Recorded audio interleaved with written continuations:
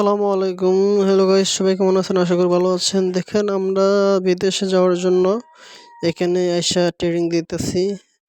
ইটনা মিডাওন কিশোরগঞ্জ জেলা অষ্টগ্রাম থানা। সবাই এখানে আসতে হবে। হ্যাঁ, এখানে এসে ট্রেনিং দিতে হবে সবাইকে।